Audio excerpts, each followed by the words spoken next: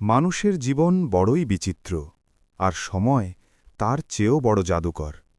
কখনো কখনো এক মুহূর্তের নীরব প্রতিজ্ঞা বা একজন অচেনা মানুষের সামান্য সহানুভূতি পুরো একটি পরিবারের ভাগ্য লিখন বদলে দিতে পারে। হতাশার ঘন অন্ধকারে যখন আশার প্রদীপ নিভে আসে, ঠিক তখনই হয়তো কেউ দেবদূতের মতো এসে দাঁড়ায়। এই গল্পটি কেবল ঋণ পরিশোধের নয়, এটি একটি হারিয়ে যাওয়া স্বপ্নকে পুনরুদ্ধারের গল্প, একজন মানুষের নিঃশব্দে অন্যের জীবন গড়ে দেওয়ার গল্প। এক যুগ আগে যে বীজ রোপণ করা হয়েছিল তা কিভাবে মহীরুহ হয়ে ডালপালা মেলল, আসুন শোনা যাক সেই মানবিকতার উপাখ্যান। এক যুগ আগের এক সকালের কথা। গ্রামের আকাশটা সেদিন যেন বড্ড বেশি গুমোট হয়েছিল।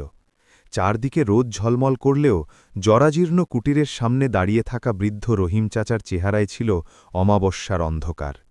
তার জীর্ণ হাত দুটো থরথর করে কাঁপছিল, আর দৃষ্টি ছিল মাটির গভীরে প্রথিত।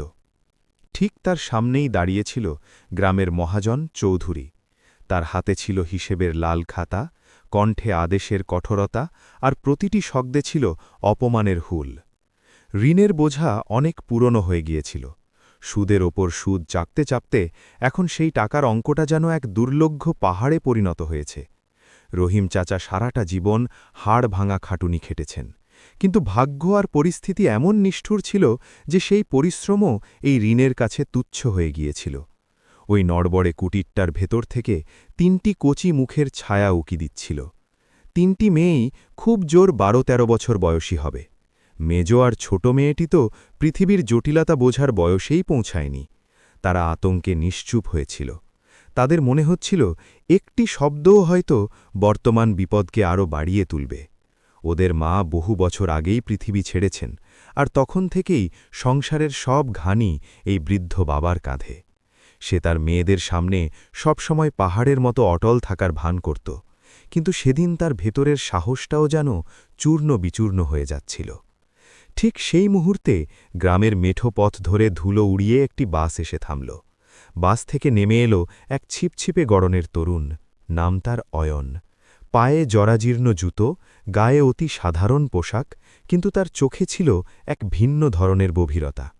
তাকে দেখে বিশেষ কেউ বলে মনে হওয়ার কথা নয়, কিন্তু তার হাঁটার ভঙ্গিতে ছিল এক অদ্ভুত প্রশান্তি ও দৃঢ়তা। সে কুটিরের সামনে জটলা পাকানো মানুষগুলোর দিকে তাকাল। পরিস্থিতি অনুধাবন করতে তার খুব একটা সময় লাগল না। সে নিঃশব্দে ভিড় ঠেলে সামনে এগিয়ে এলো। কিছুক্ষণ মহাজন চৌধুরীর তর্জন গর্জন শুনল, তারপর শান্ত দৃষ্টিতে রহিম চাচার দিকে তাকাল। কত টাকা ঋণ আপনার? সে খুব নিচু স্বরে প্রশ্নটি করল। মহাজন তাচ্ছিল্যের হাসি হাসল, যেন কোনো অবুঝ শিশু বড়দের আলোচনায় নাক গলাচ্ছে। ঋণের পরিমাণটা জানানো হল। তরুণ অয়ন তার পকেট থেকে বহু ব্যবহারে মলিন একটি থলি বের করল। সেখান থেকে নোটগুলো গুনতে শুরু করল। তার হাত সামান্য কাঁপছিল বটে, কিন্তু সে গণনা থামাল না। সেই টাকা পুরো ঋণ শোধ করার মতো ছিল না, তবে অর্ধেকের বেশি ছিল। সে নোটগুলো মহাজনের দিকে বাড়িয়ে দিয়ে বলল, এই টাকাটা এখন রাখুন, বাকিটা আমি পরিশোধ করব। গ্রামবাসীদের মনে হলো যেন কোনো তামাশা চলছে। মহাজন সন্দেহের দৃষ্টিতে তাকিয়ে প্রশ্ন করল, কে হে তুমি?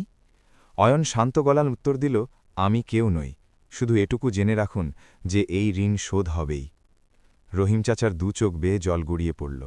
তিনি বাষ্পরুদ্ধ কণ্ঠে ছেলেটির নাম জানতে চাইলেন। আমার নাম অয়ন, সে বলল। চলে যাওয়ার সময় অয়ন একবার কুটিরের দিকে তাকাল। তিনটি মেয়ে তখনও দরজার আড়ালে দাঁড়িয়েছিল। তাদের চোখে ছিল ত্রাস, কিন্তু জীবনে প্রথমবার কেউ সেই ত্রাসকে গভীরভাবে লক্ষ্য করল। অয়ন মনে মনে এক কঠিন প্রতিজ্ঞা করল, যা সে কাউকেই জানাল না। গ্রামবাসীরা সেই দিনটিকে একটি আকস্মিক ঘটনা ভেবে পরে ভুলেও গেল, কিন্তু অয়নের কাছে ওই দিনটি হয়ে রইল এক অলিখিত প্রতিশ্রুতি, এমন এক শপথ যা তাকে ১২ বছর পর আবারও এই কুটিরের সামনে ফিরিয়ে আনতে চলেছিল। দেখতে দেখতে ১২টি বছর পেরিয়ে গেল, কিন্তু সেই ভাঙা কুটিরের দৃশ্য অয়নের মানসপট থেকে এক মুহূর্তের জন্যেও মুছে যায়নি। শহরের যান্ত্রিক ও দ্রুতলয়ের জীবনে সে নিজেকে এগিয়ে নিয়ে গেল। পড়াশোনা শেষ করল, সামান্য বেতনের চাকরি দিয়ে কর্মজীবন শুরু করল। তারপর কঠোর পরিশ্রম আর সততাকে পুঁজি করে নিজের শক্ত অবস্থান তৈরি করল। অনেকবার এমন সময় এসেছে যখন ভবিষ্যতের সঞ্চয় তো দূরের কথা, মাসের সাধারণ খরচ মেটানোই দায় হয়ে পড়েছিল। কিন্তু সে কখনোই সেই সঞ্চিত অর্থে হাত দেয়নি, যা সে প্রতি মাসে একটু একটু করে আলাদা করে রাখত। সেই অর্থ কোনো বিলাসিতার জন্য ছিল না, কোনো ব্যক্তিগত স্বপ্ন পূরণের জন্যেও না। ওটা ছিল এক পবিত্র দায়িত্ব, যা সে কিছুতেই অবহেলা করতে চায়নি। সেদিন যখন সে এক যুগ পর গ্রামে ফিরে এলো, পথঘাট তার খুব চেলা মনে হল। সেই মেঠো পথ, ফসলের ক্ষেত, পুরনো বটগাছ, সবকিছুই যেন অবিকল আগের মতোই আছে, যেন সময় এখানে থমকে দাঁড়িয়েছে। শুধু পরিবর্তন এসেছে মানুষগুলোর মধ্যে। কিছু নতুন মুখ দেখা যাচ্ছে, আর কিছু পুরনো মুখ বার্ধক্যে নুয়ে পড়েছে। অয়ন বুক ভরে শ্বাস নিল, আর সেই কুড়ে ঘরের দিকে পা বাড়াল। তার হৃৎস্পন্দন দ্রুত হচ্ছিল, যেন সে কোনো কঠিন পরীক্ষার মুখোমুখি হতে যাচ্ছে। কুড়েঘরটি এখন আগের চেয়েও অনেক বেশি জরাজীর্ণ হয়ে পড়েছে। দেওয়ালে বড় বড় ফাটল, চাল থেকে খড়খুটো ঝুলে আছে। বাইরে বসে থাকা বৃদ্ধ রহিম চাচা তাকে প্রথমে চিনতে পারলেন না। তার দৃষ্টিশক্তি ক্ষীণ হয়ে এসেছে, শরীরটা বার্ধক্যে আরও কুঁজো হয়ে গেছে। অয়ন কাছে গিয়ে নম্র সুরে বলল, চাচা, আমাকে চিনতে পারছেন? বৃদ্ধ মুখ তুলে তাকালেন, কিছুক্ষণ তার মুখের দিকে ফ্যাল ফ্যাল করে তাকিয়ে রইলেন। তারপর হঠাৎ তার চোখের মণি প্রসারিত হল। তুমি সেই ছেলেটা? তার কণ্ঠস্বর কেঁপে উঠল। অয়ন হাসল, কিন্তু সেই হাসিতে কোনো কৃত্রিমতা ছিল না। সে মাটিতে বসে পড়ে বলল, আমি আমার কথা রাখতে এসেছি। এ কথা শোনা মাত্রই বৃদ্ধের চোখ দিয়ে অঝোর ধারায় জল পড়তে লাগল। তিনি বারবার বলতে লাগলেন, আমি তো সব আশাই ছেড়ে দিয়েছিলাম বামা। অয়ন তার ব্যাগটা খুলল। ব্যাগের ভেতর ছিল কিছু দরকারি কাগজ, রসিদ এবং তার তিল তিল করে জমানো পুরো টাকাটা।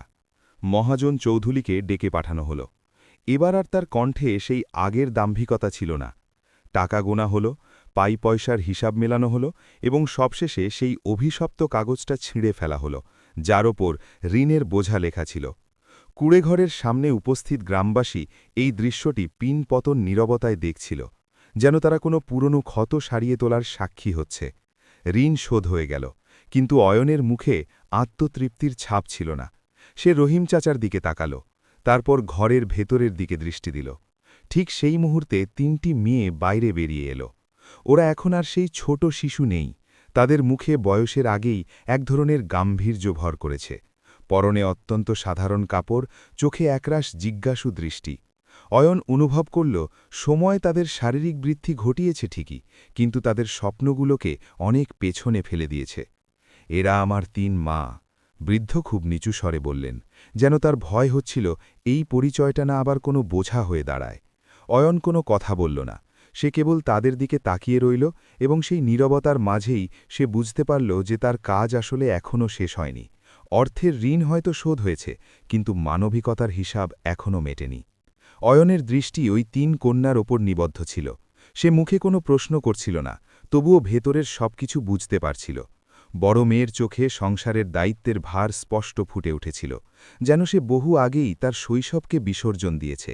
মেজ মেয়েটি স্নায়বিক চাপে বারবার নিজের হাতের আঙুল মটকাচ্ছিল, আর ছোট মেয়েটি সবার আড়ালে দাঁড়িয়েছিল, ভীত সন্ত্রস্ত, কিন্তু তার চোখে ছিল অদম্য কৌতূহল। অয়ন খুব নরম গলায় জিজ্ঞেস করল, তোমরা কি পড়াশোনা করো? বড় মেয়েটি নেতিবাচক মাথা নাড়ল, কিন্তু সেই ভঙ্গিতে সম্মতির চেয়ে অসহায়ত্বই বেশি ছিল। উচ্চ মাধ্যমিকের পর পড়া ছাড়তে হয়েছে, সে বলল। সংসার চালানোর দায় ছিল। মেজ মেয়ে কথাটি এগিয়ে নিয়ে বলল, আমিও কলেজে ভর্তি হয়েছিলাম, কিন্তু ভর্তির টাকা। তার বাক্যটি অসম্পূর্ণই থেকে গেল। ছোট মেয়েটি একদম চুপ করে রইল, কেবল মাটির দিকে তাকিয়ে রইল। অয়নের মনে হল যেন কেউ তার বুকের ওপর বিশাল এক পাথর চাপিয়ে দিয়েছে। তার নিজের ছোটবেলার সংগ্রামের কথা মনে পড়ে গেল, কিভাবে সে নিজেও প্রতিকূল পরিস্থিতির সাথে যুদ্ধ করে পড়াশোনা চালিয়ে গিয়েছিল। কত রাত সে অভুক্ত অবস্থায় ঘুমিয়েছে, কিন্তু স্বপ্ন দেখা ছাড়েনি। সে রহিম চাচার দিকে তাকাল। তিনি লজ্জায় মাথা নিচু করে বসেছিলেন, যেন মেয়েদের এই দুরবস্থার জন্য তিনি একমাত্র দায়ী।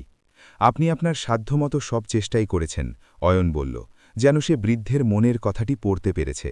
মাঝে মাঝে পরিস্থিতি মানুষের ক্ষমতার বাইরে চলে যায়। কুটিরের বাইরে আরও কিছু কৌতূহলী গ্রামবাসী জড়ো হয়েছিল। সবাই চুপচাপ ছিল, কিন্তু তাদের কান ছিল খাঁড়া। তাদের ধারণা ছিল নাটকের এখানেই সমাপ্তি। ঋণ শোধ হয়েছে, এখন ছেলেটি চলে যাবে। কিন্তু অয়ন তখনও বসে রইল। সে তার ব্যাগ থেকে একটি নোটপ্যাড বের করল এবং ৩ মেয়ের নাম জিজ্ঞেস করল। তারা বেশ ঘাবড়ে গেল।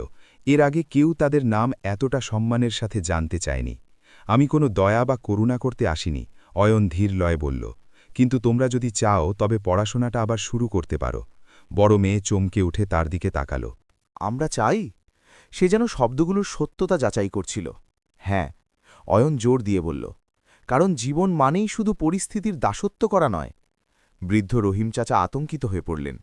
বাবা, আমরা তোমার ওপর আর বোঝা হতে চাই না। তিনি ব্যস্ত হয়ে বললেন। অয়ন অসম্মতিতে মাথা নাড়ল। বোঝা তো তখন হয় যখন মানুষ বাধ্য হয়ে কিছু গ্রহণ করে। এখানে এটা বাধ্যবাধকতা নয়, এটা তোমাদের অধিকার। ছোট মেয়েটি এই প্রথমবার মুখ তুলে তাকাল। তার চোখে এক ঝিলিক আলো দেখা গেল। ভয়ের আড়ালে লুকিয়ে থাকা সেই আলোটি ছিল আশার। সে ফিসফিস করে জিজ্ঞেস করল, আমি কি সত্যি আবার স্কুলে যেতে পারব? অয়নের গলা বাষ্পরুদ্ধ হয়ে এল।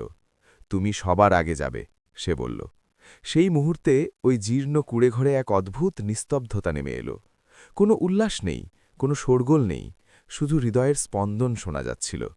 অয়ন জানত সে এখনই কোনো আকাশকুসুম ঘোষণা দেয়নি, কিন্তু সে মনে মনে ঠিক করে ফেলেছিল যে এই 3টে জীবনকে সে এভাবে ঝরে পড়তে দেবে না।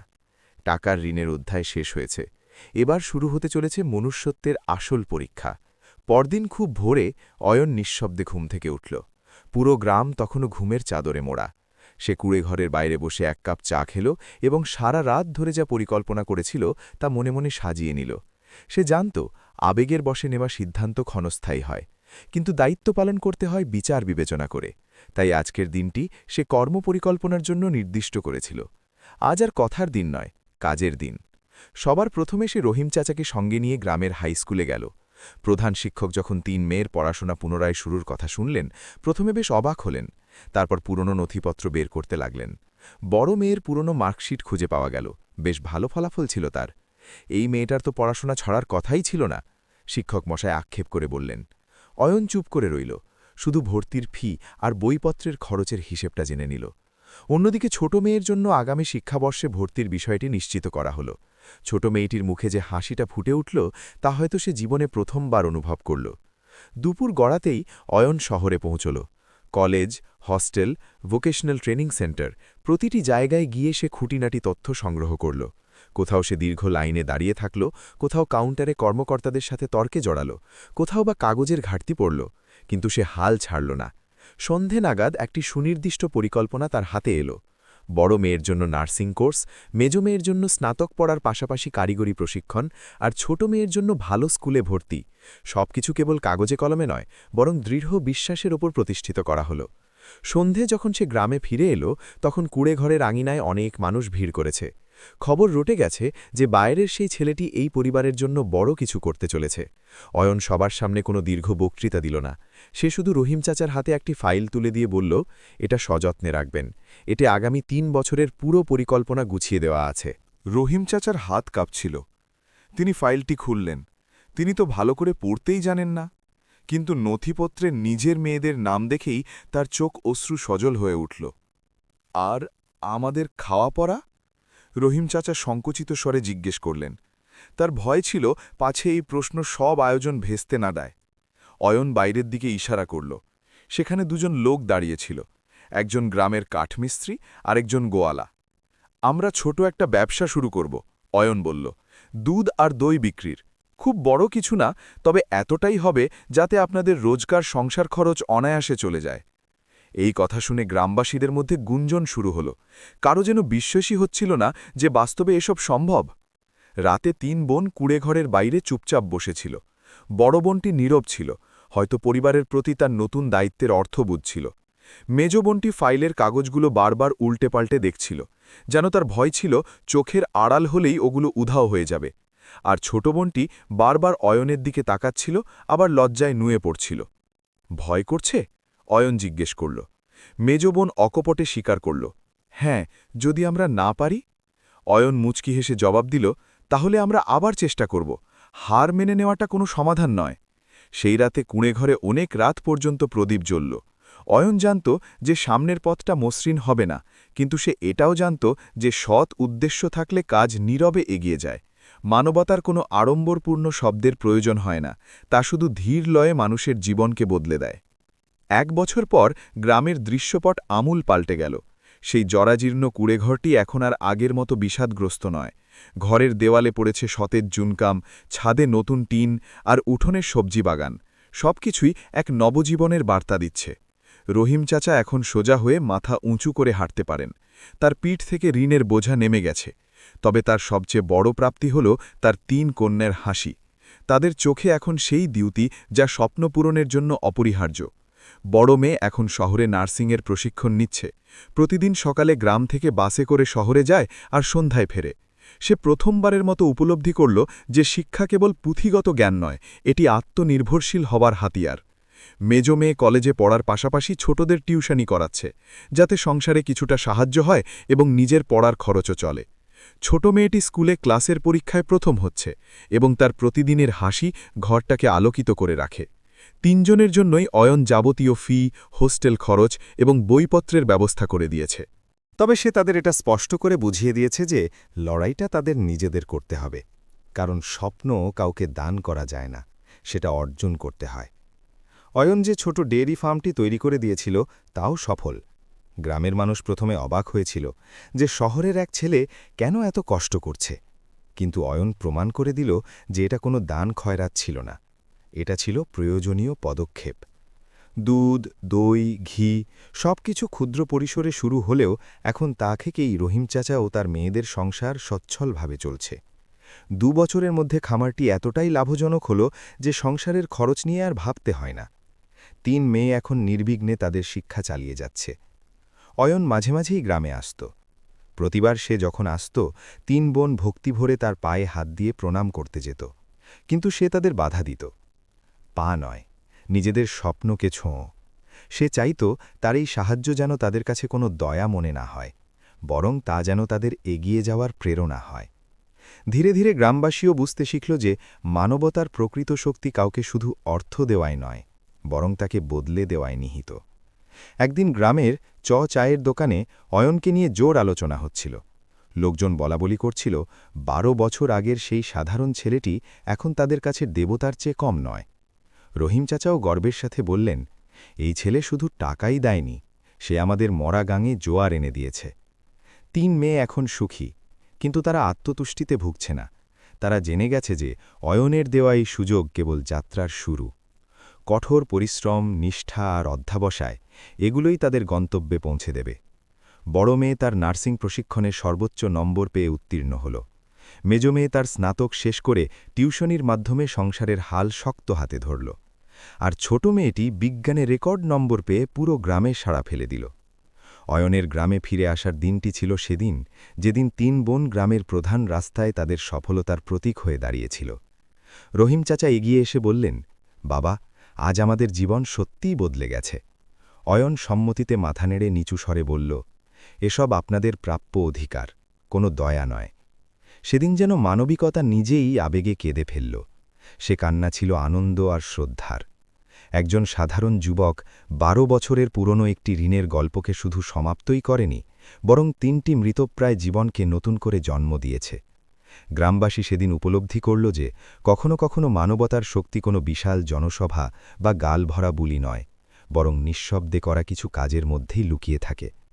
ঠিক সেই দিনটিতেই রহিম চাচা ও তার কন্যারা মর্মে মর্মে বুঝতে পারল যে একটি সৎ উদ্দেশ্য আর অক্লান্ত পরিশ্রমই পারে সত্যিকারের পরিবর্তন আনতে।